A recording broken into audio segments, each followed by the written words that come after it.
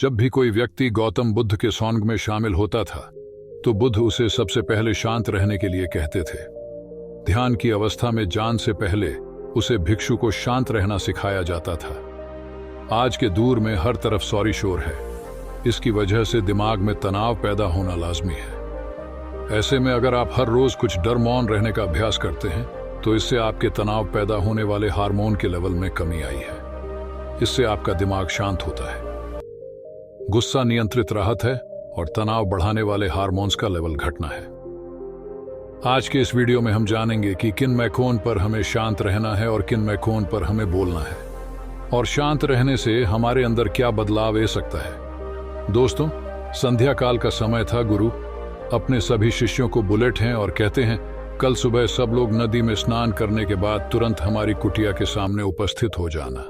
सभी इसी से हैरान रह जाते हैं कि हम लोगों ने कुछ गलती की है क्या, लेकिन गुस्से से यह कहते हैं कि हो सकता है कि गुरुजी कल सुबह कुछ अच्छी बात बताने वाले हैं। सब लोग रात को सही समय पर सो जाते हैं और सुबह उठकर सभी लोग नदी में स्नान करने के बाद वापस गुरुजी के सामने उपस्थित हो जाते हैं। गुरु कहते हैं, आज हम तुम सबको चुप रहने के फायदे के बड़े में बताऊंगा। गुरु कहते हैं, 10 मौके जहां पर चुप रहने से होता है लाभ और बोलने से नुकसान। गुरु कहते हैं, अगर आप इन 10 मौके पर शांत हो गए यानी मौन हो गए तो आप जो चाहेंगे वही मिल जाएगा। आपकी जिंदगी में चमत्कारी बदलाव शुरू हो जाएंगे। जरूर से ज्यादा बोलना या चुप रहना दोनों ही अच्छी बात नहीं है। जैसे जरूर से ज्यादा बारिश हो जाना या फिर धूप दोनों ही दिक्कत देती है, इस तरह अनावश्यक बोलने से भी काफी नुकसान होता है। गुरु कहते हैं कि पहले ऐसा मौका जहां पर व्यक्ति को चुप रहना चाहिए, बिना तथ्य के ना बोले। गुरु ने कहा, अगर आपके पास कोई तथ्य नहीं है तो वहां चुप रहने में ही भलाई है। चुप बैठने से दिमाग में नई कोशिकाओं का निर्माण होता है और इससे ध्यान की वृद्धि होती है। बोलने में भलाई वही है जहां आपको किसी चीज के बड़े में पूरा ज्ञान हो। अगर आप बिना तथ्य के कहानी बोलते हैं या फिर बेवजह बोलते हैं तो आपका वहां मजाक भी बन सकता है। अगर आपके पास पर्याप्त जानकारी नहीं है, ऐसी जगह पर बोलने से आपका मजाक तो बनी रहेगी, साथ ही साथ लोगों का भरोसा भी आपसे उठने लगेगा। इसलिए ऐसी जगह पर शांत रहो जहां तुम्हें पता ना हो कि क्या बोलना है क्या नहीं। कई बार कुछ लोग ऐसे होते हैं जो हर जगह अपनी उपस्थित बताने लगता है। उन्हें पता नहीं होता है कि हमें क्या बोलना है, लेकिन फिर भी बोलते जाते हैं और फिर बाद में दूसरे लोग उनके जान के बाद उनका मजाक उड़ते हैं। जब तक आपको उसे तथ्य के बड़े में अच्छा ज्ञान नहीं है, उसके बड़े में पता नहीं है, तो वहां चुप रहना ही ज्यादा समझदारी है। गुरु ने कहा, दूसरा ऐसा मौका जहां पर व्यक्ति को चुप रहना चाहिए, शब्दों से ना पहुंचे थे। अगर आपके शब्द किसी को मानसिक ठेस पहुंच रहे हैं तो वहां चुप हो जाना चाहिए। कमजोर व्यक्ति के बड़े में कुछ भी बोलकर आप महान नहीं बन सकते हैं। महान आप किसी कमजोर का साथ देने में बनेंगे। कई बार होता है कुछ लोग अपने से छोटे व्यक्ति को भला बड़ा कहते रहते हैं। सामने वाला इंसान तो कद से आपसे छोटा है, वह आपको कुछ नहीं बोलेगा, लेकिन आप उसकी नजरों में गिरते चले जाएंगे। हो सकता है कि कल वह भी आपसे पद में बड़ा हो जाए।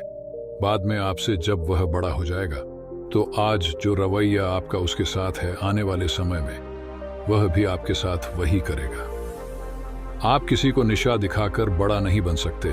बड़ा बनना है तो अपने से छोटे लोगों का इज्जत भी करना सीखें और साथ ही साथ बड़े लोगों का भी सम्मान करना चाहिए। लोगों को लगता है कि अगर वह कराकर बोलेंगे और सामने वाले को निशा गिरने की कोशिश करेंगे तो वह बड़े बन जाएंगे। तो यह उन सब की भूल है। बड़े होने की बजाय आप उनकी नजरों में गिरते चले जाएंगे। गुरु ने आगे कहा, इसीलिए शिष्यों, तुम सब जब भी बोलना आधार भाव से बोलना, ताकि तुम्हारी बात लोगों को अच्छी लगे। बोलने में भाई बहन, माता पिता, मित्र इत्यादि संबोधन शब्दों का इस्तेमाल जरूर करना। इससे तुम्हारी मां प्रतिष्ठा तो बढ़ेगी ही, साथ ही साथ लोगों की नजरों में तुम समझदार व्यक्ति बनते जाओगे। गुरु ने आगे कहा, तीसरा मौका जहां पर व्यक्ति को चुप रहने में ही भलाई है। क्रोध या घृणा करने वाले लोग, जब कोई अपना या सागा संबंधी आप पर क्रोध कर रहा हो, आपका अपमान कर रहा हो, तो आपको उसे वक्त चुप रहना चाहिए ताकि सामने वाले का गुब्बारा पूरी तरह से फैट जाए।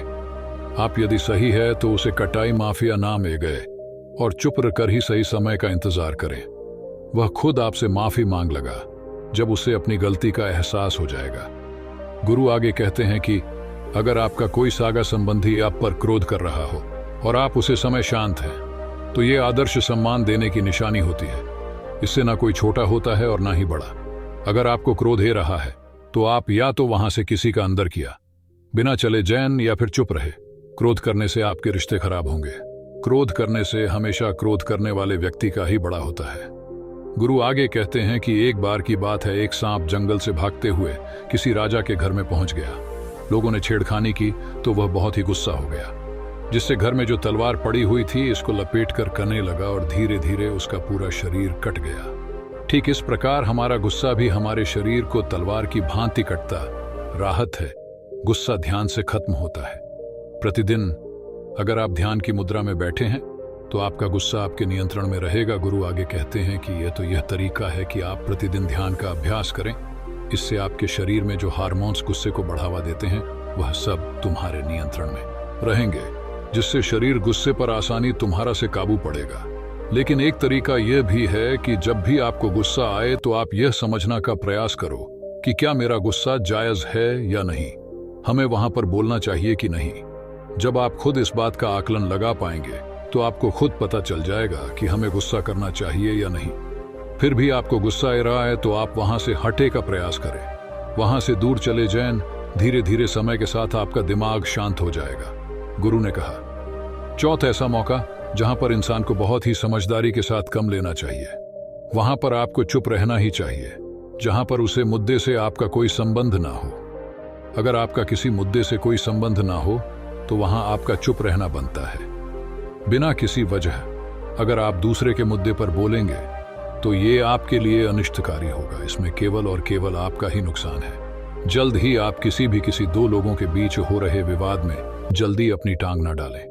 अगर सामने वाला आपको बुला रहा है अपना झगड़ा शांत करवाने के लिए, तो ही आप वहां पर जैन किसी की व्यक्तिगत जिंदगी में दखल अंदाजी नहीं देनी चाहिए।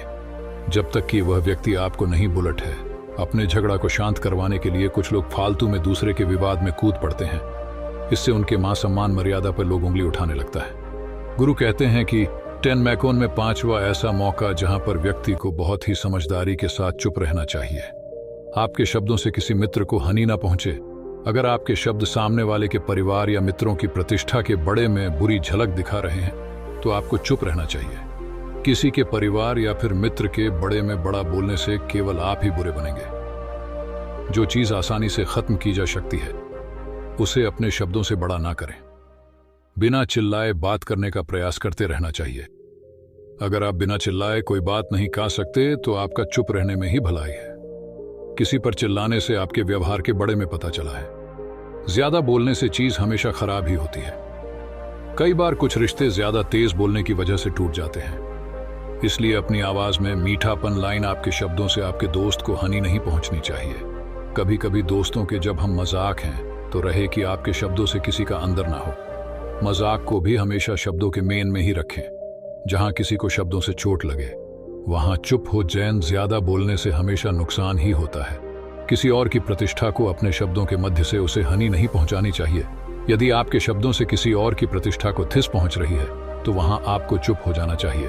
जब कोई व्यक्ति आपके सामने नहीं है तो आप उसे व्यक्ति के बड़े में बुरे शब्द किसी तीसरी व्यक्ति के सामने ना बोले। गुरु कहते हैं छठ मौका जहां पर व्यक्ति को चुप रहना चाहिए। जब कोई कर रहा हो किसी की बुराई, जब कोई आदमी आपके सामने किसी तीसरी आदमी की बुराई कर रहा हो, तब तुम्हें चुप रहकर बस सुना चाहिए। अपनी राय व्यक्त नहीं करना चाहिए, क्योंकि जो आज आपके सामने किसी तीसरी की बुराई कर रहा है वह कल किसी और के सामने आपकी बुराई भी कर सकता है। यदि आपने कुछ कहा है तो नीति शास्त्र के अनुसार जो अपने मुंह को बैंड रखना है और बुद्धि से कम करता है वही इंसान समझदार होता है। बिना जरूर के बोलना, किसी के बड़े में किसी बीच में बोलना या गलत बात है। कभी कभी हमारे लिए बुद्धिमानी इसी में होती है कि हमें अपना मुंह ऐसी जगह पर नहीं खोलना चाहिए। गुरु आगे कहते हैं कि 10 मौकों में 7वां ऐसा मौका जहां पर व्यक्ति को चुप रहना चाहिए। जब कोई नहीं समझे आपकी भावना, यदि आपको ग रहा है कि कोई व्यक्ति आपकी भावना, दुख या परेशानी को शब्दों में नहीं समझ रहा है, यदि आपको ग रहा है कि सामने वाला व्यक्ति आपकी भावना या दुख को या आपकी जो परेशानी है उसको वह समझ नहीं कर रहा है या समझना का प्रयास ही नहीं कर रहा है या वह आपको ध्यान से सुन ही नहीं कर रहा है। तो ऐसे व्यक्ति के सामने आप चुप ही रहे, क्योंकि ऐसे लोगों को आपकी भावना या दुख से कोई मतलब नहीं होता है। ऐसे लोगों को अपना राज बताकर आप पछताएंगे ही बाद में। इसलिए हर किसी को अपने माँ की बात नहीं बतानी चाहिए। अगर आपको रहा है कि सामने वाला आपकी बात को नहीं समझ कर रहा है, आपकी भावनाओं को नहीं समझ कर रहा है, तो वहां पर आपको नहीं बोलना चाहिए, क्योंकि आज मैं आपका मजाक ही बन जाएगा। होगा जब आपको लगे कि सामने वाला आपकी भावनाओं को ठीक तरीके से समझ रहा है, आप जो कह रहे हैं वह ठीक से सुन रहा है, तभी आप उसे अपनी बात कहें। गुरु कहते हैं कि 8वां मौका जहां पर आपको चुप रहना चाहिए, जब कोई इंसान अपना दुख व्यक्त करे। यदि कोई इंसान अपने दुख या परेशानी को आपको बता रहा है, तो इसका मतलब यह है कि वह आपको अपना समझ रहा है। ऐसे में तुरंत ही उसे समाधान बताने के बजाय चुप रहकर उसके दुख या समस्या को सुन, उसके दुख या समस्या को किसी और को ना बताएं। वह इसलिए नहीं बता रहा है कि उसकी समस्याओं का समाधान कर देंगे, बल्कि वह इसलिए भी बता रहा है कि सामने वाला उसकी बात को समझ रहा है। कई बार बताने से दुख कम हो जाते हैं। आपको अपना दुख इसलिए बता रहा होगा कि उसे ग रहा है कि आप उसकी बात को समझ रहे हैं। दुख बांटने से कम हो जाता है। इसलिए जब कोई व्यक्ति अपना दुख आपसे व्यक्त करे, तो आप चुप मारकर उसकी बात को बहुत ही ध्यान से सुन, ताकि उसके दुख कम हो जाए, उसके माँ का बोझ हल्का हो जाए, क्योंकि उसके माँ में जो भी बातें थी वो आपको सब बता दिया।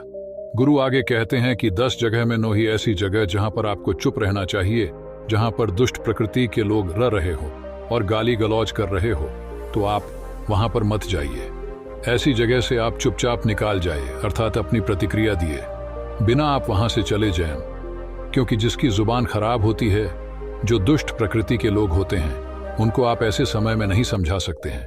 जब उनका दिमाग पूरी तरह से शांत हो जाए, तभी वह आपकी बात सुनेंगे। इसलिए जहां पर दुष्ट प्रकृति के लोगों आपकी बात को ना मानते हो और ना ही सुनते हो, तो आपको वहां पर नहीं बोलना चाहिए। गुरु कहते हैं कि 10वां ऐसा मौका जहां पर आपको शांत हो जाना चाहिए। अपनी सफलता का राज हर किसी को न बताएं। कई बार होता है कि कुछ लोग जो सफलता को बहुत ही जल्दी अर्जित कर लेते हैं, वे हर जगह अपनी सफलता का ढूंढोरा पीटने लगता है। ऐसे में क्या होता है कि कई लोग आपकी सफलता से खुश नहीं। अगर आप अपनी सफलता का जबरदस्ती लोगों में ढिंढोरा पिटवा रहे हैं, तो लोगों की नकारात्मक ऊर्जा आपको प्रभावित कर सकती है। जब आप सफल होंगे तो सबको पता चल जाएगा कि आप सफल हो गए हैं। ढिंढोरा पीटने से नुकसान आपका ही होगा। इतना कहकर गुरु ने कहा, शिष्यों, आज के लिए बस इतना ही। अगर तुम सब मेरी इन 10 बटन को अपने जीवन में अपना लेते हो, तो तुम सब काफी हद तक परेशानियां से बचे रहोगे।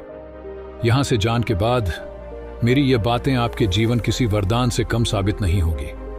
दोस्तों, मुझे उम्मीद है इस वीडियो से आपको बहुत कुछ सीखने को मिला होगा। अगर आप नए हो तो हमसे जुड़ने के लिए इस चैनल को सब्सक्राइब करना मत भूलिएगा। संगीत।